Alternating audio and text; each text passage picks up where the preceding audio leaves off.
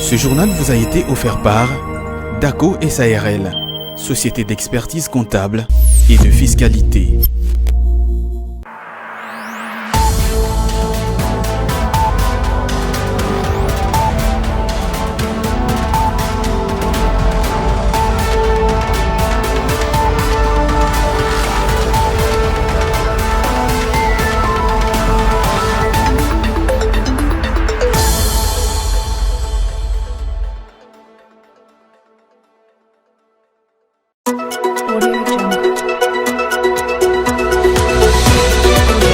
À la une de l'actualité, c'est une première rencontre entre la nouvelle équipe dirigeante de la Fédération des entreprises du Congo et l'autorité des régulations de la sous-traitance dans les secteurs privés. Le nouveau comité dirigeant du patronat congolais manifeste sa disponibilité à accompagner l'ARSP en 2024. Reportage à suivre dès le début de cette édition du journal. Et puis le franc congolais poursuit sa dépréciation sur les marchés d'échange. Les conséquences sur le panier de la ménagère et sur les petits commerçants congolais sont de plus en plus palpables. Reportage à suivre dans ce journal.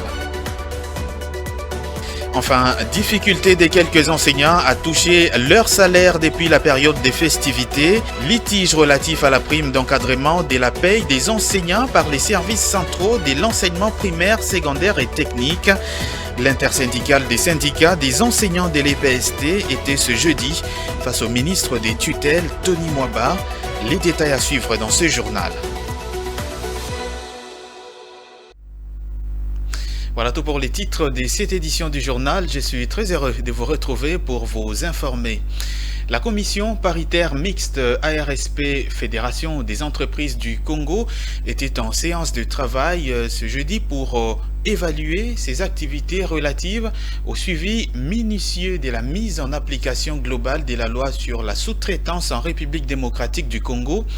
Le nouveau président de la Fédération des entreprises du Congo et son comité national a manifesté sa disponibilité à accompagner les activités de l'autorité de régulation de la sous-traitance dans le secteur privé tout au long de l'année 2024.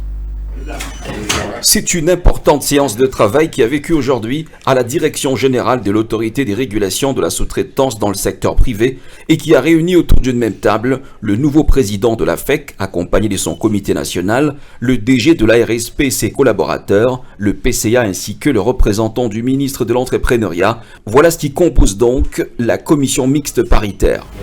Pendant 3 heures, ces échanges ont porté notamment sur l'évaluation des lettres de recommandation des sous-traitants pour l'obtention des marchés, ce qui fera d'ailleurs objet du prochain contrôle au sein des sociétés principales et la publication imminente du guide sectoriel déterminant le champ d'application de la loi sur la sous-traitance en RDC pour une mise en application efficiente. D'ici la fin du mois, il y a un guide sectoriel qui va être signé. Le travail est en cours. Je pense qu'avec ce guide, ça va donner encore un peu beaucoup plus de la lumière, de façon que les choses se fassent beaucoup très bien. Nous conseillons les entreprises membres de respecter les lois de la République. Elles doivent être respectées. Au cas où il y a un problème sur l'interprétation de ces dernières, nous avons les experts de part et d'autre qui doivent se mettre à la table pour nous montrer s'il y a difficulté ou pas. En ce qui concerne les sociétés principales qui se cachent encore derrière un débat dépassé sur l'interprétation de la loi, Miguel Cachal précise. L'ARSP, je peux vous rassurer qu'elle n'est pas en dehors de la loi. Tout ce qui est fait conformément à la loi qui régit l'ARSP. Aujourd'hui, enlever la fourniture dans la loi sur la sous-traitance, c'est fini, on tue la sous-traitance. Parce que 90% de la loi sur la sous-traitance, c'est la fourniture. 2024 s'annonce donc comme étant une année très déterminante et des grandes actions en faveur des sous-traitants selon la vision du chef de l'État, mais avec l'accompagnement de la FEC, a martelé l'honorable Miguel Cachal. Dans le reste de l'actualité, difficulté de quelques enseignants de toucher à leur salaire depuis la période des festivités justement dans le Congo profond, litige relatif à la prime d'encadrement de la paye des enseignants par les services centraux de l'enseignement primaire, secondaire et technique. Ce sont là les principales doléances que le ministre des tutelles, Tony Mwaba, a reçues ce jeudi 11 janvier de l'intersyndicale de l'EPST à l'occasion de cette première réunion de l'année qu'il a présidée. Regardez. C'est dans la salle de réunion du cabinet du ministère sous sa tutelle que le professeur Tony Mwaba Kazadi a reçu cette délégation de l'intersyndicat de l'EPST. D'entrée des jeux, le patron de l'EPST a présenté ses vœux aux différents participants.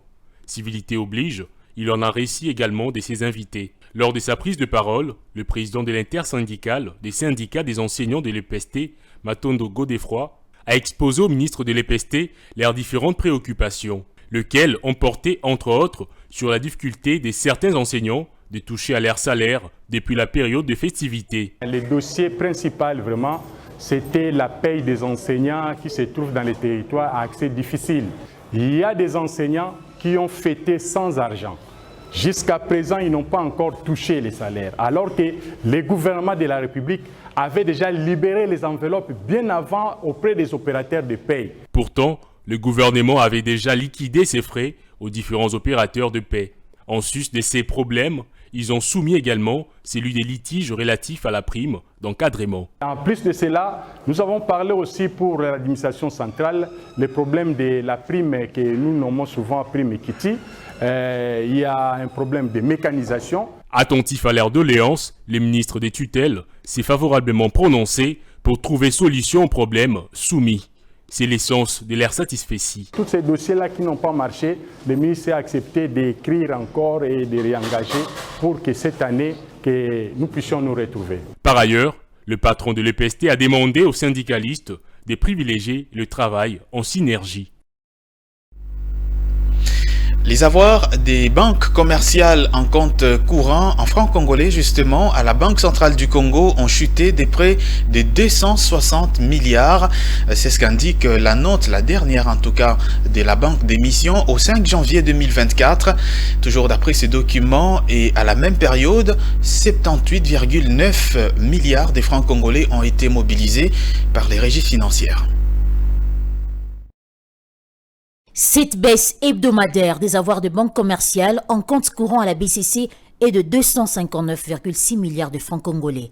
C'est selon la note de conjoncture économique publiée par la Banque centrale à la semaine du 29 décembre 2023 au 5 janvier 2024. Ce fléchissement situe le total des avoirs à 2 936,1 milliards. En substance, ces avoirs de banques commerciales passent de 741 milliards de francs congolais à 481,4 milliards en l'espace d'une semaine.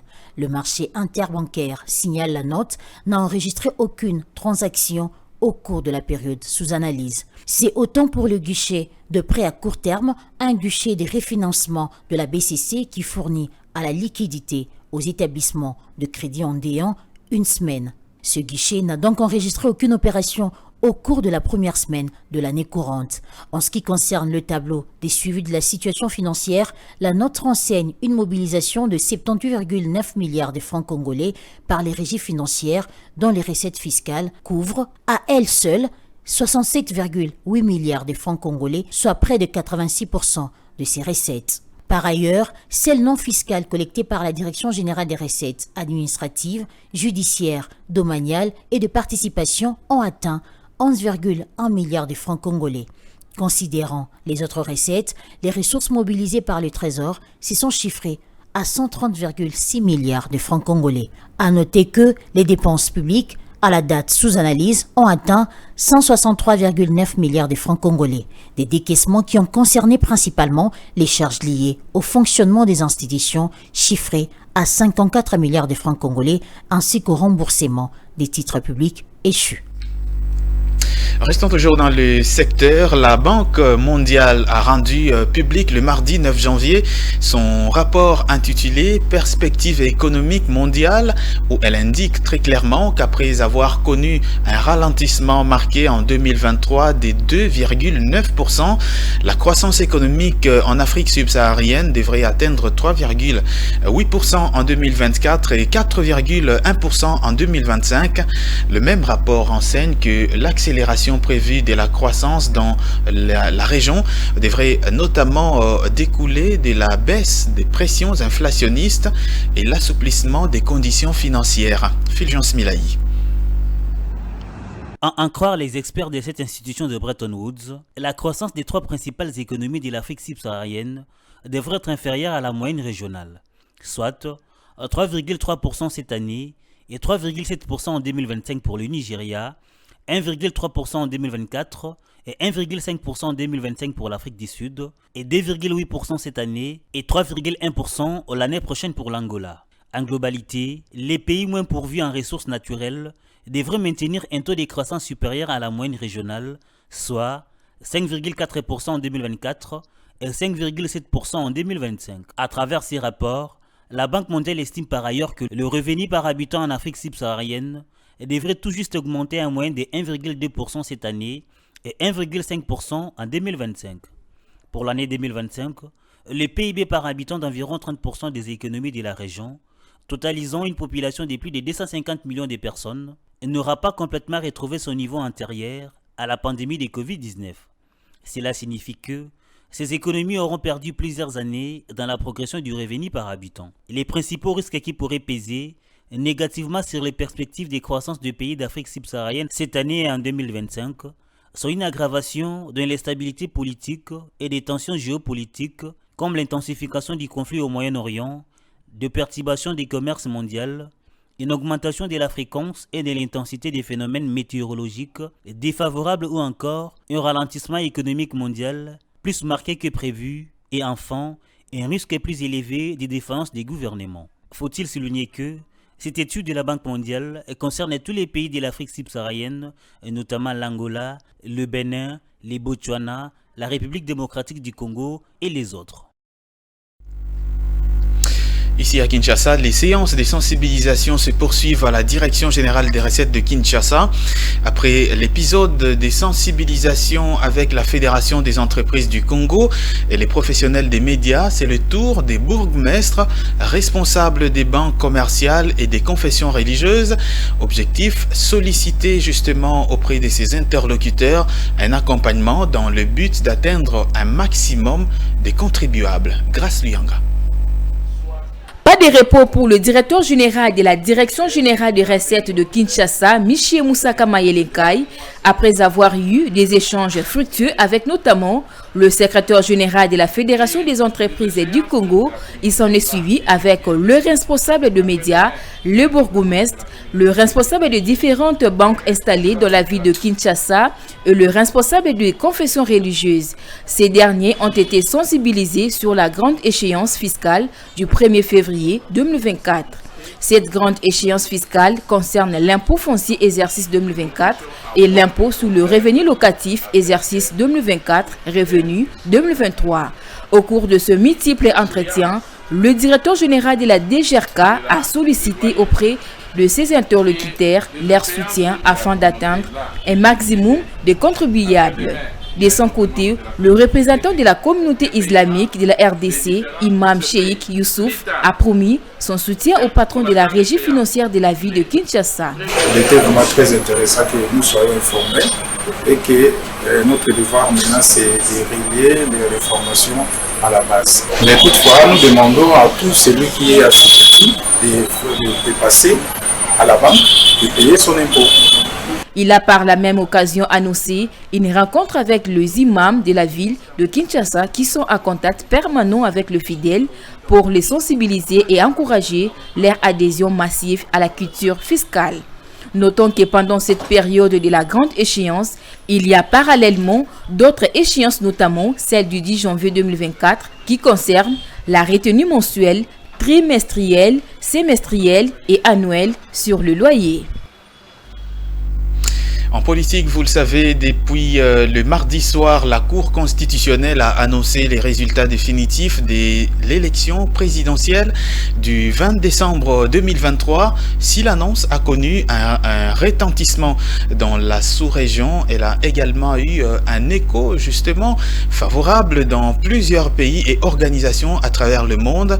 Outre la Belgique, l'Union africaine, la Chine, la France et le Royaume-Uni ont également salué la réélection de Félix-Antoine Tshisekedi et réitéré leur volonté de collaborer étroitement avec la RDC. Plusieurs réactions fusent depuis la confirmation de la victoire écrasante de Félix Tshisekedi aux élections présidentielles de décembre 2023. À la suite de l'annonce de résultats définitifs par la Cour constitutionnelle le 9 janvier dernier, le président de la Commission de l'Union africaine, Moussa Faki Mahamat, a, à travers un communiqué officiel, félicité le président Félix Tshisekedi pour sa réélection à la présidence de la RDC. Le président de la commission de l'UA a salué la maturité politique du peuple congolais ainsi que les déroulements pacifiques du scrutin avant d'exhorter les parties prenantes au scrutin électoral à privilégier les voies légales pour régler tout éventuel contentieux. Dans sa déclaration, la Chine, par le biais du porte-parole du ministère des Affaires étrangères, Mao Ning, a félicité le président congolais réélu avant de souligner que Pékin et Kinshasa sont liés par une relation de coopération globale et des partenariats stratégiques. À en croire le porte-parole du ministère des Affaires étrangères de la Chine, Pékin reste attaché au développement des relations sino-congolaises. Adressant ses félicitations à Félix Tshisekedi, le ministère français de l'Europe et des Affaires étrangères a, au nom du gouvernement français, appelé tous les acteurs politiques et de la société civile à œuvrer en faveur du dialogue et à contribuer à un climat apaisé et de cohésion nationale. Paris réaffirme sa volonté de renforcer ses liens avec la RDC, tel que le président français l'avait exprimé lors de sa visite à Kinshasa le 3 mars 2023. Pour sa part, le Royaume-Uni, par le biais de son ministre des Affaires étrangères, du Commonwealth et du Développement, a congratulé le chef de l'État congolais, réélu à sa propre succession, ainsi que ses électeurs pour leur participation à l'élection présidentielle et leur détermination à exercer leurs droits démocratiques. Dans la même déclaration, le ministère des Affaires étrangères du Royaume-Uni a rassuré de sa détermination à demeurer un partenaire engagé du peuple congolais, tout en réaffirmant son intérêt de renforcer les relations bilatérales avec Kinshasa, notamment dans les domaines des commerces et de l'investissement. Arrivé au pouvoir en 2018, puis réélu lors des élections présidentielles de décembre 2023, le président Tshisekedi prêtera serment le 20 janvier prochain. Restons encore un peu plus dans les couloirs des élections en RDC avec ce rapport préliminaire du Centre des recherches en finances publiques et développement local rendu public tout récemment. Un rapport préliminaire du contrôle citoyen sur le processus des marchés publics effectués par la Commission électorale nationale indépendante dans le cadre des opérations électorales 2017, 2019 et 2021-2023. Selon ce rapport, certaines pratiques relevées auraient entraîné une perte de près de 400 millions de dollars américains entre 2022 et 2023 et 640 millions de dollars américains lors du cycle précédent. Fidjans Milay. Selon ce rapport de CREFDEL, il est relevé que les circuits de la dépense publique ne fonctionnent pas convenablement. Les fonds publics sont toujours mis à la disposition de la CENI par des mécanismes opaques, notamment sans l'émission en amont ou des bons d'engagement, la liquidation, l'ordonnancement, l'inadéquation entre les marchés publics et repose sur les différents PPM, les plans d'engagement budgétaire et les plans de trésorerie du pouvoir central. Dans la suite des analyses, il est signifié que tous les marchés effectués par la CENI sont hors cadre budgétaire et certains n'ont reçu aucune autorisation du Parlement et d'autres bénéficient de l'exécution sans l'avis de non-objection préalable, soit les manques de crédit ou ne figurent pas sur les PPM. Des surfacturations sont également notées. La CENI a commandé 33 000 machines à voter neuves qui coûtent 109 869 726 dollars américains pour compléter les stocks de 80 000 existants dans les cadres des scrutins du 20 décembre 2023. Après constatation des affectations, ces montants payés à Miru System pour les 33 000 machines dégagent un dépassement de 70 778 726 dollars américains, des marchés surfinancés ou encore dupliqués, soulignent les rapports. Dans la même ligne, En 2023, la CENI a dépensé 1 million de dollars américains pour acheter des cartes d'électeurs supplémentaires pour délivrer le duplicata. Pour les scrutins de décembre, 58 200 864 bulletins de vote ont été achetés au coût de 16 296 242 dollars américains, alors que le nombre d'enrôlés est de 43 941 891. Ces prévisions dégagent une quantité supplémentaire de 14 258 973 bulletins de vote. Entre les deux dépenses effectuées, il se dégage 14 373 109 cartes d'électeurs non utilisées et 14 258 973 bulletins de vote que la CENI devra justifier l'utilisation. En termes de recommandations, il est demandé d'amorcer en urgence des mesures correctives pour améliorer la transparence, l'équité et l'économie de la commande publique. La dépréciation du franc congolais sur les marchés d'échange telle qu'indiquée par la note de conjoncture économique de la Banque centrale du Congo du 29 décembre 2023 au 5 janvier 2024 impacte sérieusement et négativement le panier de la ménagère en RDC. Cette situation qui s'accompagne en même temps de l'instabilité du taux d'échange est vivement déplorée par les commerçants dont les activités tournent au ralenti. Un appel a été lancé aux autorités compétentes pour y remédier. C'est un coup pour les commerçants à petite échelle. La dépréciation de la monnaie nationale face aux devises étrangères atteint, à les en croire, une allure très inquiétante pour l'exercice de leurs activités. D'après la note des conjonctures économiques publiée par la BCC à la semaine allant du 29 décembre 2023 au 5 janvier 2024, le franc congolais s'est légèrement déprécié sur le marché d'échange. À l'indicatif, un dollar américain s'échange à la date sous-revue contre 2669 francs. Au marché parallèle, c'est contre 2687 qui s'est négocié en dollars, situation qui alimente l'instabilité du taux d'échange. Une bien triste réalité qui déplore certains commerçants à petite échelle dont leurs activités se trouvent négativement affectées. Le panier de la ménagère en subit par conséquent un coût considérable. La dépréciation de notre monnaie nationale, c'est tous les jours en tout cas qu'on en parle. Et cela est devenu sans surprise. Nos activités se trouvent régulièrement handicapées. Le prix sur le marché flambe. Les gens se présentent de moins en moins.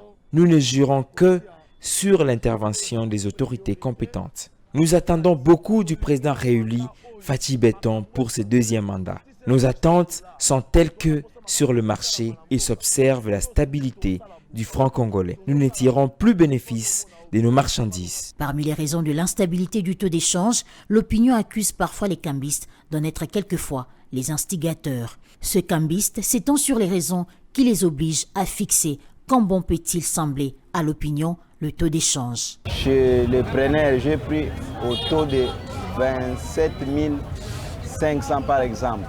Et j'affiche ici le taux à 27 000, juste pour avoir 5 000 francs d'intérêt. Et un autre ami affiche là-bas 27 200. Vous remarquerez avec moi que les clients auront tendance à aller là où c'est affiché 27 200. Et quand moi je verrai ça, je vais maintenant afficher 27 300. Juste pour garder la clientèle auprès de moi. Signalant par ailleurs que l'inflation à la même période a indiqué la note de la BCC a légèrement fléchi. Et puis les prix de la plupart des biens sur le marché continuent de flamber à la suite justement de la dépréciation actuelle de la monnaie nationale. Le franc congolais, c'est le cas du marché de la Liberté dans la commune de Massina où quelques articles vestimentaires subissent les effets de cette situation inflationniste. À cela s'ajoute la période des festivités. Grâce Luyanga, Jonathan Bakele et Joe Manana. L'exercice du petit commerce à Kinshasa n'est pas sans risque. Plusieurs défis tournent autour du secteur depuis un temps. Il ne s'agit là de rien d'autre que le coup des pressions inflationnistes à cause, nul doute, de la dépréciation de la devise nationale. Situation qui frappe de plein fouet ces commerçants des articles vestimentaires qui ne jurent que sur l'amélioration de la situation. Marché tamoula bongo bongo par rapport au débouché banako tamoula la minute marché ko mukuwa ba client ba ko tali souté en plus peuple ko za o mata valise toté ka quoi valise BA, tout est 55 000. mais le bosso est qui 50 000, 40 000, 45 000 euros. Ces derniers temps, la vente est timide. Le prix de certaines marchandises, telles que la valise, se négocie actuellement à 55 000 francs congolais, alors qu'elle s'est vendue à l'époque à 50 000 francs, voire 45 000 francs congolais. Tout est revenu à la hausse. Nous demandons aux autorités de s'impliquer activement.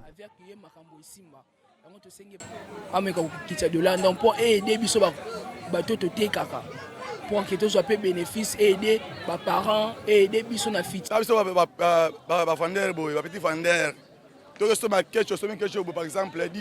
J'œuvre dans le petit commerce. J'achète par exemple ces baskets à 10 $. S'il faut le revendre, je dois ajouter un surplus pour avoir un bénéfice. Et cela dépend du taux du jour. Et les autorités congolaises nous assistent dans ces secteurs.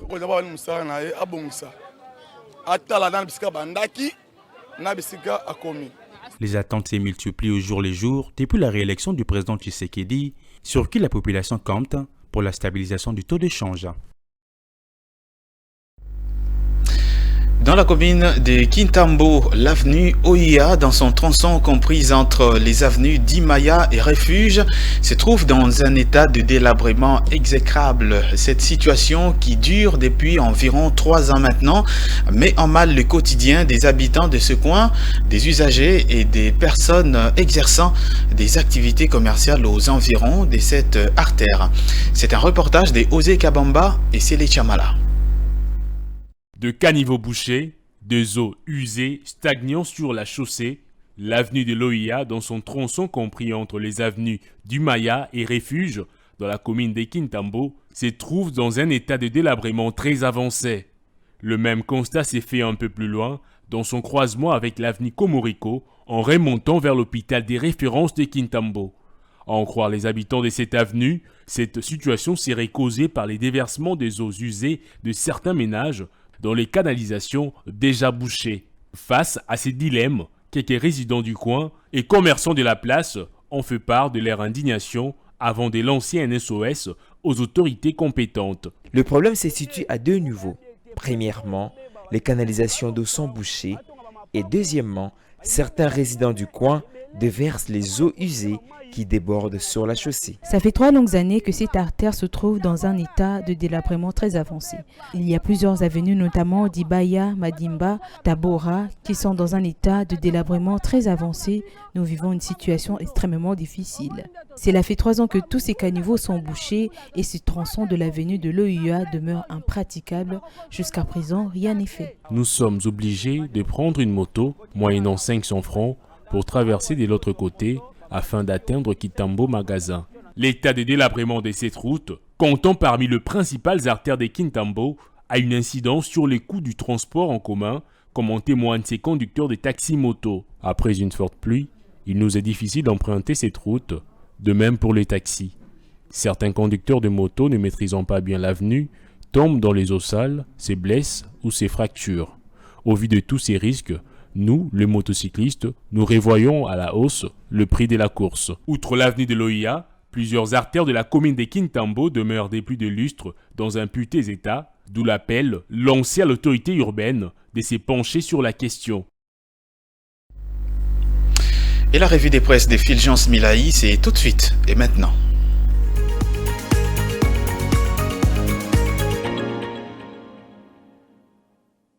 Mesdames et messieurs, bienvenue à tous dans cette revue des presses sur Ecofin Télévision.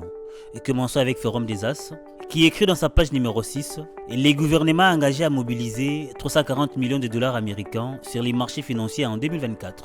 Les gouvernements de la République démocratique du Congo s'est engagé à mobiliser 340 millions de dollars américains grâce aux émissions des bons du Trésor sur les marchés financiers pour l'année 2024, selon un communiqué. Les gouvernements de la République démocratique du Congo projettent de capter les recettes de l'ordre de 881,4 milliards de francs congolais, montant équivalent à près de 340 millions de dollars sur les marchés financiers locaux grâce aux bons du Trésor indexés ou obligations du Trésor indexées au cours de l'exercice budgétaire 2024. Ces recettes sont en effet classées dans la catégorie des recettes exceptionnelles du gouvernement congolais, conformément à la loi des finances de l'exercice 2024. Un bon du Trésor est un titre d'emprunt émis par l'État et remboursable à l'échéance. En République démocratique du Congo, c'est les gouvernements qui émettent les titres d'emprunt par les canaux du trésor public. Quand un opérateur économique ou un particulier achète un bon du trésor, il prête de l'argent à l'État et devient en quelque sorte un créancier. Garanti à 100% par les gouvernements qui l'émettent, les bons du trésor est l'un des placements les plus sûrs sur les marchés et monétaires. Cette revue se termine avec les monitors, qui écrit dans sa dépêche à la page numéro 5, fraude électorale, Gentini Ngobila, sommet des démissionnés. Accusé des bourrages d'urnes par la Commission électorale nationale indépendante, Gentini Ngobila, à la fois candidat député national et gouverneur de la ville de Kinshasa, est sommé des démissionnés par la Cour de cassation. Réunis le 9 janvier 2024, sur demande du parquet et près de la Cour de cassation, l'Assemblée provinciale de Kinshasa a autorisé les poursuites judiciaires contre les gouverneurs de la ville de Kinshasa, votant majoritairement pour 4 sur 5. L'Assemblée a voté à la majorité pour autoriser les parquets à les poursuivre, les forçant ainsi à démissionner dans les 24 heures et à se présenter devant la justice pour des accusations de fraude électorale, corruption et détention illégale des dispositifs électroniques, la corruption ou détention illégale des dispositifs électroniques des votes. Après sa destitution selon la loi, le vice-gouverneur de la ville assurera l'intérim à la tête de la ville. Les jours à venir réservent encore plus de surprises. Fin de cette revue de presse, merci à vous de l'avoir suivi.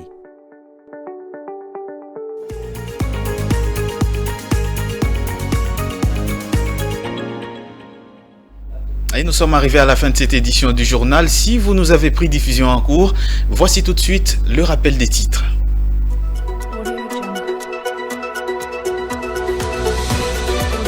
C'est une première rencontre entre la nouvelle équipe dirigeante de la Fédération des entreprises du Congo et l'autorité des régulations de la sous-traitance dans les secteurs privés. Le nouveau comité dirigeant du patronat congolais manifeste sa disponibilité à accompagner l'ARSP en 2024. Le reportage, vous l'avez suivi dans ce journal. Et puis le franc congolais poursuit sa dépréciation sur les marchés d'échange. Les conséquences sur les paniers de la ménagère et sur les petits commerçants congolais sont plus que jamais palpables. Enfin, difficulté de quelques enseignants de toucher à leur salaire depuis la période des festivités, litige relatif à la prime d'encadrement de la paye des enseignants par les services centraux de l'enseignement primaire, secondaire et technique. L'intersyndicale des syndicats des enseignants de l'EPST était ce jeudi face au ministre des tutelles, Tony Mwaba. Et voilà, c'est la fin complète de cette édition du journal. Merci à toutes et à tous de l'avoir suivi. Je vous souhaite une très très bonne suite des programmes sur votre chaîne.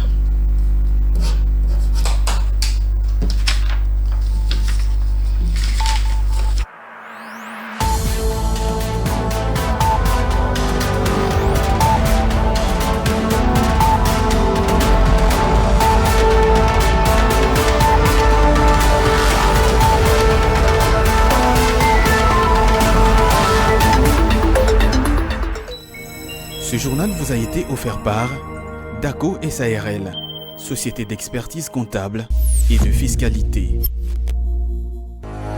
Dans une sphère médiatique, essentiellement tournée vers des contenus généralistes, où l'originalité n'a plus sa place au chapitre, où le secteur de l'économie et finance, pourtant poumon d'un État, sombre dans les oubliettes, voici enfin Ecofin Télévision. Économie et finance télévision, votre chaîne thématique essentiellement économique vous offre un contenu original. Nous traitons des questions monétaires, commerciales, énergétiques, minières, pétrolières et environnementales. Notre créneau, vous proposer des informations, des analyses, des perspectives et prévisions économiques. Ecofin Télévision vous permet également de comprendre la coopération entre les États et les institutions, sans oublier l'épineuse question de la dette. Ecofin Télévision, tout savoir sur les investissements, les échanges commerciaux, la balance commerciale et la balance des paiements, le taux d'échange, l'état des lieux de la lutte contre les détournements des finances publiques, la coopération bilatérale ou multilatérale. Ecofin Télévision vous explique comment l'économie nationale est directement liée à l'économie mondiale. Notre particularité fait notre originalité. C'est pourquoi nous disons Ecofin Télévision, mieux que savoir sur l'économie et finances, comprendre.